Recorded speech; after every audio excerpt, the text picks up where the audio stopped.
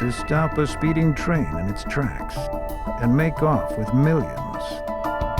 The planning had to be perfect. It became the crime by which all others would be measured.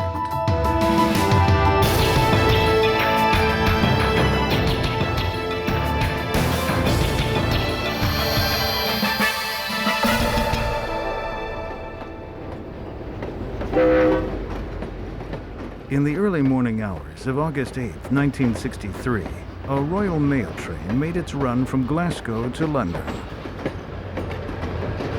Fireman David Whitby and engineer Jack Mills traveled this route nightly.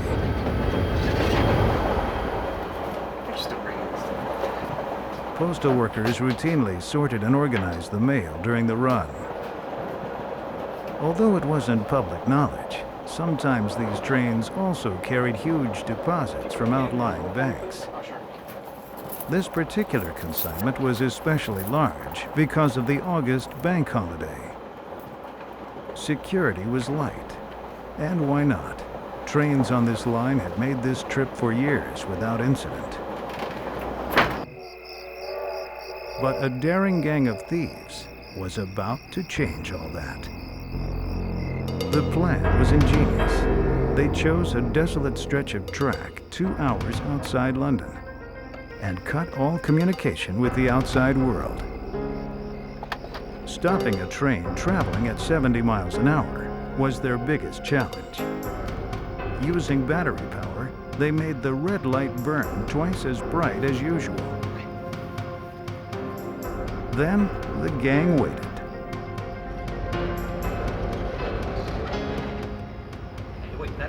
Upon seeing the red signal light, engineer Jack Mills quickly stopped the train.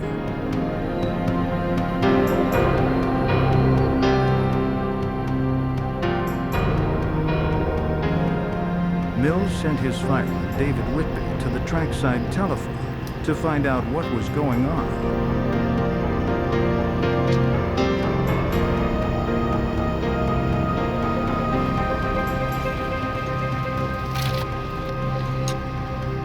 Whitby had made this run numerous times without mishap. So even when he found the cut wires, he didn't immediately anticipate the danger that awaited him.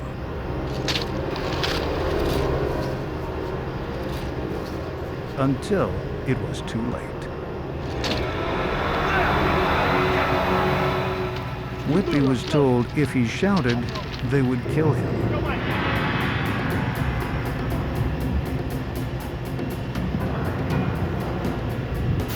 The thieves made certain engineer Mills would cooperate. Occasionally, the train did stop during its run, so none of the postal workers inside suspected anything. Put your hands up! Go! Every detail of the robbery had been planned with military precision. While some of the gang members secured the engine, others were assigned to separate the first car from the rest of the train.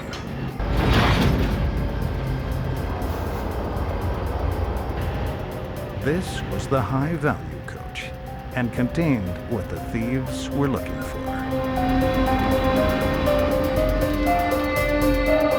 A mile down the track, Mills was ordered to stop the train where the other gang members were waiting.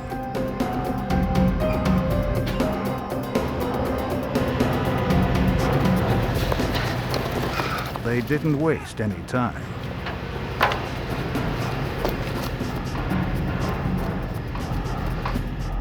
The postal workers inside were caught completely off guard.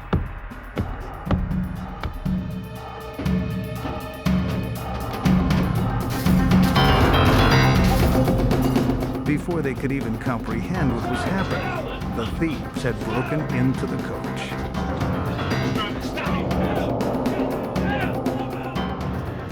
The gang then brought the postal workers forward to the engine compartment and handcuffed them along with Mills and Whitby, who were already secured.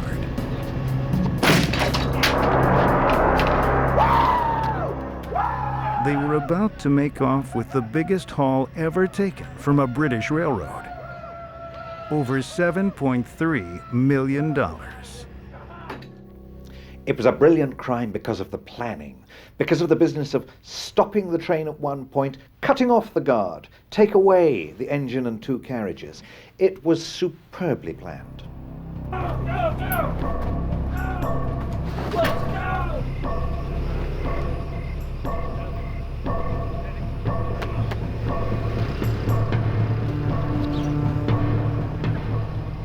It took the thieves only 15 minutes to completely empty the contents of the high-value coach. 124 sacks filled with money en route from northern banks to their London counterparts. Then, the thieves drove off in Land Rovers painted like military vehicles, hoping that anyone who saw them would believe they were soldiers on nighttime maneuvers.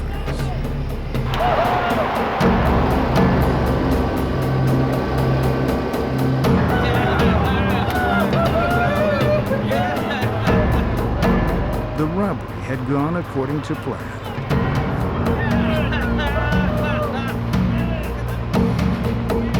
Now, their escape would have to be just as masterfully executed if they were to stay ahead of the law.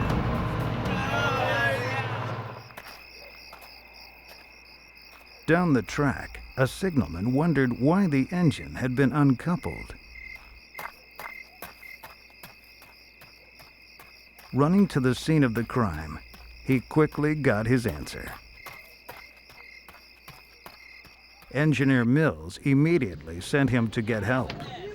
The gang had planned the heist to take place in a remote location. The nearest farmhouse was over 30 minutes away by foot.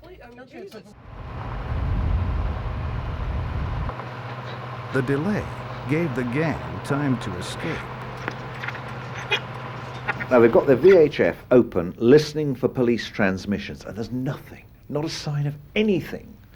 And they think, they've blanked it, they put a silence on, and suddenly they hear the police come in, and they hear the wonderful message, You're not going to believe this, but they've stolen a train. "You'll never believe this, they've just stolen a train." A 30-minute head start was all they needed. At an abandoned farm called Leatherslade, they planned to lie low until the search cooled.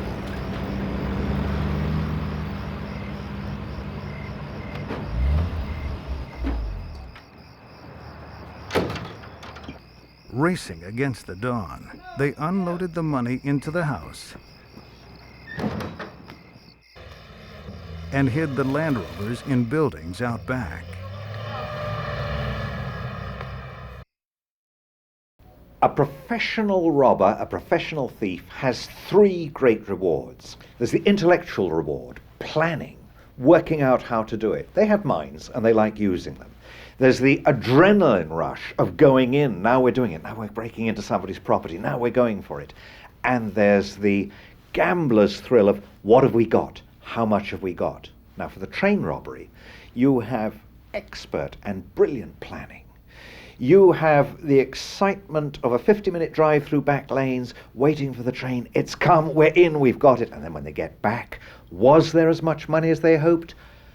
£2.5 million in used notes, more than anybody's ever had before. They got the rewards. The gang consisted of experienced members from London's underworld, but even these cagey thieves were in awe of the amount they had taken. It took an entire day to count and divvy up the score. Each man would walk away with the hefty sum of £150,000, over $750,000 in today's dollars. One man, Ronald Biggs, could hardly believe his luck. He was a petty crook, but had managed to use his charm and charisma to make connections with more accomplished criminals. He had met Bruce Reynolds, the gang's ringleader, in prison. When Reynolds realized Biggs had a connection at the railroad, it was a match made in heaven.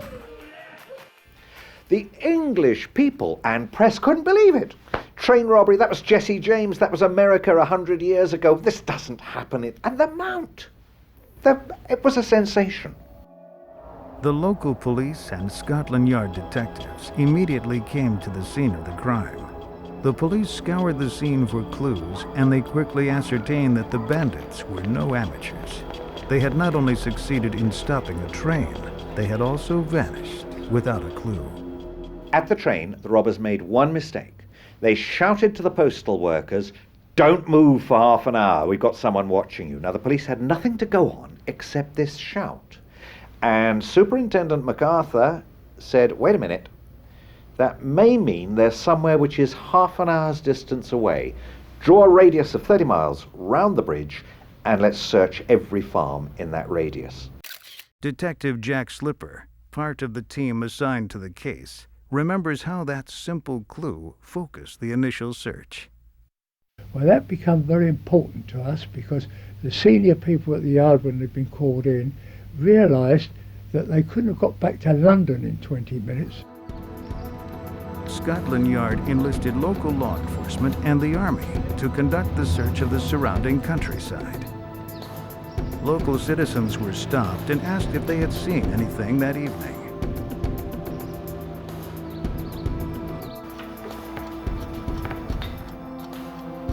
The plan was to lie low for at least 4 days at the farm.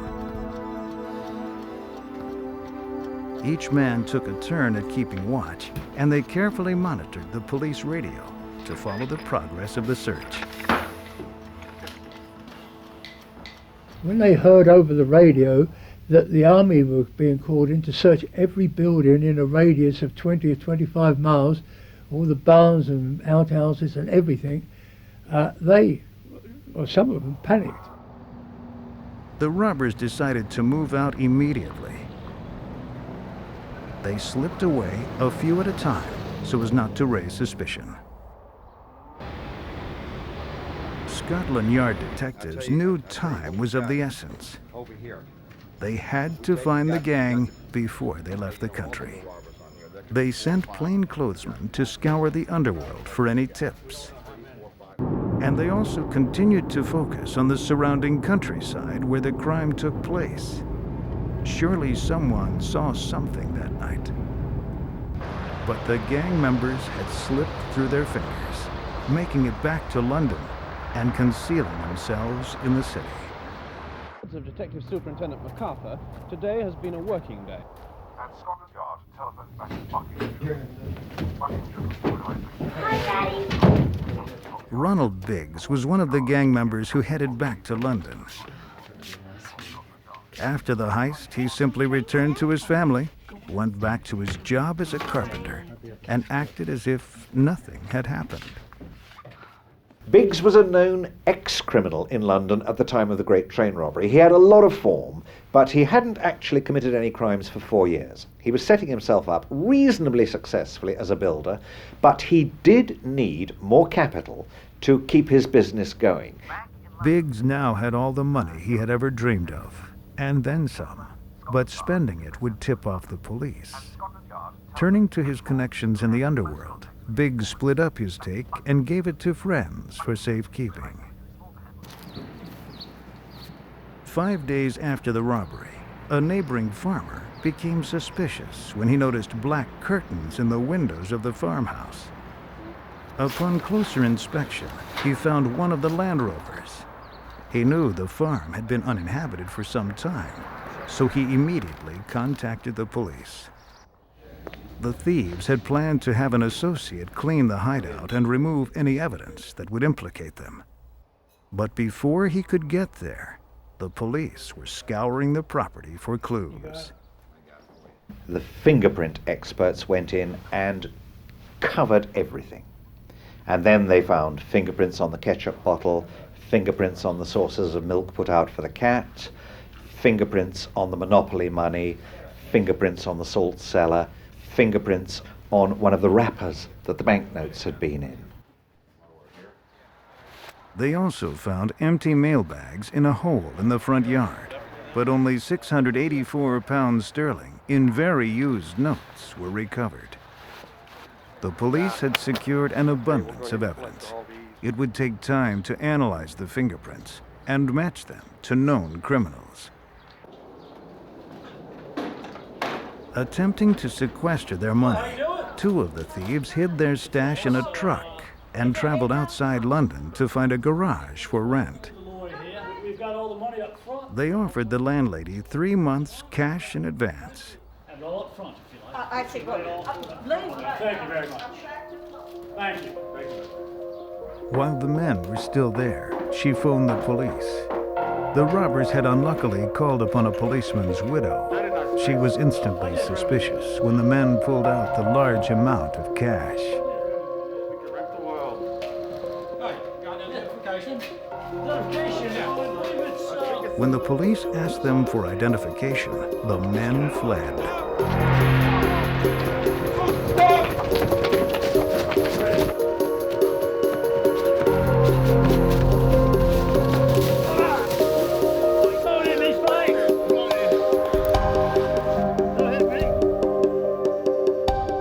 The officers inspected the truck and found over £140,000 in banknotes.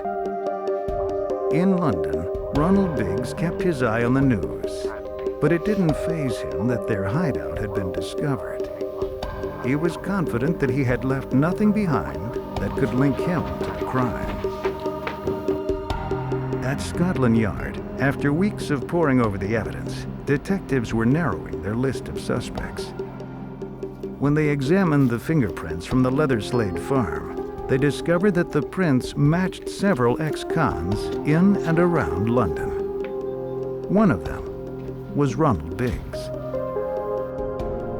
Scotland Yard traced Ronald Biggs because he'd left a fingerprint on a ketchup bottle. They quickly descended upon his apartment, Just wait right here. but Biggs wasn't at home. His wife attempted to reach him at work, but police feared that she would tip him off. The wily Biggs had so far managed to elude Scotland Yard, but now they were about to catch up to him. When Ronald Biggs got home from work that evening, he was surprised to find Scotland Yard detectives waiting for him at his flat. With each day that had passed since the robbery, he had grown more confident that he was in the clear. The police tried to get Biggs to implicate other gang members, but he refused. However, the evidence collected at Leatherslade Farm was enough for police to arrest the majority of the gang members. Charles Wilson's fingerprints were found at the farm, and he was arrested. James Hussey's prints were also found, and he was brought up on charges for buying the getaway vehicles. Prints implicated Roy the Weasel James, and after a dramatic rooftop chase, he was arrested. John Wheater, a solicitor who had helped the gang find and use Leatherslade Farm, was arrested for conspiracy, as was Leonard Field, who had pretended to be interested in purchasing the farm. A German hotel bill found in one stash of confiscated money led to the arrest of Brian Field. 14 people were rounded up in the initial sweep, but police were only able to recover $300,000 of the £2.5 million stolen. Fingerprints on the Monopoly set implicated Bruce Reynolds, yet he proved to be one of the most difficult to arrest. The man who had masterfully planned the Great Train robbery had also set up an elaborate escape. Using a false passport, he left England for France and vanished. England was captivated by the Great Train robbery. For weeks, the arrests and the trials were all over the news. The gang had become media sensations, but when the sentences were handed down, people were stunned. I don't think most people were upset that the train robbers were caught. That was exciting. It kept the story going. We learnt more about it. What the English people were upset about were the sentences. 30-year sentences. This was more than you would get for rape and murder. And that really outraged a lot of people. Ronald Biggs was sentenced to 30 years, but that wasn't the end of his story. He wasn't about to spend the rest of his life in jail. We say it was the most audacious crime of the century, this train robbery. But also, involved in the train robbery sometime afterwards, was another audacious crime, and that was the most daring escape of all. After his conviction, Biggs was sent to Wandsworth Prison, where he was classified a special watch prisoner. 2 guards sat outside his cell at all times, but this did not deter his plan for escape. He had recruited a fellow inmate, Paul Seaborn, who was about to be released. Seaborn would use the train robbery money to make arrangements on the outside. Because Biggs was about to be transferred to a high-security prison, they would have to act quickly. The prisoners were randomly assigned to exercise periods in an effort to thwart any plans for escape.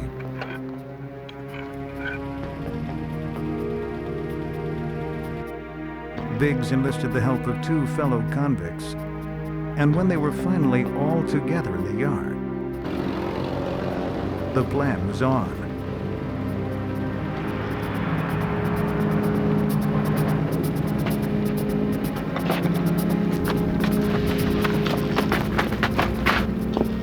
The prisoners were an effective decoy, allowing Biggs to make it over the wall.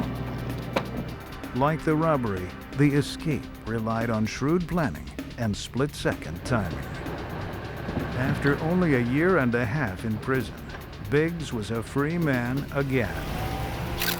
Using proceeds from the robbery, he went to Paris and had plastic surgery. Under the cover of a new identity, Biggs disappeared. Only a few years later, Bruce Reynolds' luck ran out. 5 years after the robbery, Scotland Yard had finally snared the gang's ringleader. Now the focus was on Biggs. The manhunt led them to Australia. Scotland Yard spent months chasing leads, but Biggs kept one step ahead of the law. Persuading a friend to lend him his passport, Biggs traveled to Brazil. Biggs lived in Rio de Janeiro under an assumed name for 4 years. The money from the robbery now spent, he needed to cash in on his exploits. He persuaded the Daily Express, a British newspaper, to buy his incredible story. The brazen Biggs now, in essence, was soliciting all of England to fund his life on the lam. Jack Slipper learnt from a journalist called Mackenzie, or through a journalist called Mackenzie, who was writing a life of Ronald Biggs, that Biggs was now in Rio. He went out with a warrant for his arrest.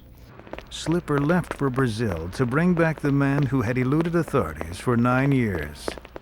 He kept observation on that hotel for many hours, and at 12 o'clock, or just after 12 on Friday, I saw Biggs enter the hotel. Slipper arrested Biggs at the Hotel Trocadero and was about to take him back to England when Biggs found a way to stop him. His girlfriend Raimunda, who was an exotic dancer and rather an exotic figure, announced that she was pregnant. Brazil has a law that the parent of a Brazilian citizen may not be extradited. They must stay and try and support their child. Slipper returned to England empty-handed. Once again, Biggs had evaded capture. For Biggs, his years in hiding were over. He was now officially protected by the Brazilian government. The petty crook, now considered a folk hero, became one of Rio's tourist attractions.